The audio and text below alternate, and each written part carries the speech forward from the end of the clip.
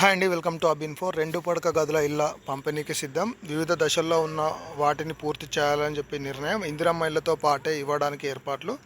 ఇందిరమ్మ ఇళ్ల పంపిణీతో పాటు 2 పడక గదుల ఇళ్లను లబ్ధిదారులకు అందించడానికి ప్రభుత్వం సిద్ధమవుతుంది. రాష్ట్రంలో గత ప్రభుత్వం మొత్తం 2,30,322 పడక గదులు ఇళ్లను టెండర్లో పిలిచి పనులను ప్రారంభించింది. వీటిలో 1,60,705 ఇళ్లను పూర్తి చేసి 1,36,116 మందికి పట్టాలను పంపిణీ చేసింది. మరో 36,538 ఇళ్ల నిర్మాణ పనులు చివరి దశలో ఉన్నాయి. మిగతా 33,077 పునాది పిల్లర్లు స్లాబ్ దశల్లో ఉన్నాయి. చాలా చోట్ల తమకు బిల్లులు రాలేదని గుర్తుచేశారు. గుత్తేదారులు పనులను మధ్యలోనే ఆపేశారు. వారికి నోటీసులు ఇవ్వడానికి సర్కార్ సిద్ధమవుతుంది. పెండింగ్లో ఉన్న మిగతా వాటిని కూడా పాత ధరల ప్రకారం పూర్తి చేసి ఆ గుత్తేదారులకు బిల్లులు కూడా ఇవ్వాలని నిర్ణయం తీసుకుంది.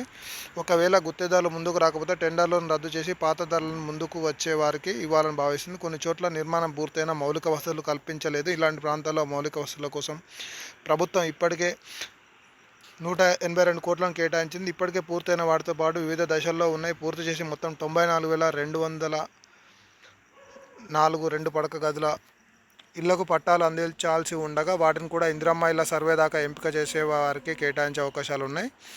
మీరు ఇక్కడ క్లియర్గా చూసుకోవచ్చు. నేను ఆల్రెడీ మార్నింగ్ కూడా ఒక వీడియో అయితే చేశాను. నిన్న ఒక వీడియో చేశాను. ఇందిరమ్మ ఇళ్లతో పాటు డబుల్ బెడ్రూమ్ కూడా పంపిణీ చేశారని చెప్పేసి ఇక్కడ మీరు చూసుకోవచ్చు. క్లియర్గా అవకాశాలు అయితే ఉన్నాయి. నిరుపేదలను గుర్తించి పట్టాలను అందిస్తామని ప్రభుత్వం చెప్తుంది. రాష్ట్రంలోనే అత్యధికంగా జిహెచ్ఎంసీ పరిధిలో 99,215 ఇళ్ల నిర్మాణానికి శ్రీకారం చుట్టారు. ఇందులో ఇప్పటి వరకు 69,771 పూర్తయి మొత్తం 65,083 మంది లబ్ధిదారులను గుర్తించి పట్టాలు ఇచ్చారు.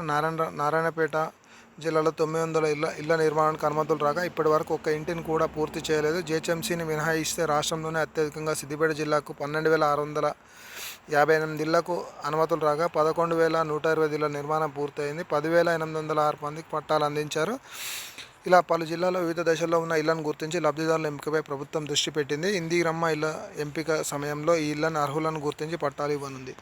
నేను ఆల్రెడీ దీని గురించి ఒక మార్నింగ్ కూడా ఒక వీడియో చేశాను.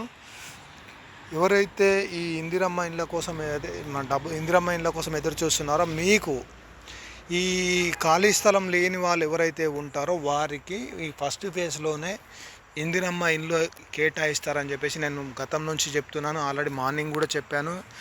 నిన్న కూడా అదే దీనికి సంబంధించి వీడియో చేశాను. ఎందుకంటే చాలామంది అర్హులు ఎవరైతే ఉంటారో వారు మన డైలీ కామెంట్ సెక్షన్లో అడుగుతున్నారు కాబట్టి వాటి గురించి ఈ వీడియోస్ అయితే నేను చేస్తున్నాను. మీరైతే లైక్ చేసి సపోర్ట్ చేయండి. నేను చెప్పినట్టుగానే మనకైతే అప్డేట్ కూడా సేమ్ అలాగే వచ్చింది. ఎవరైతే అర్హులు ఉంటారో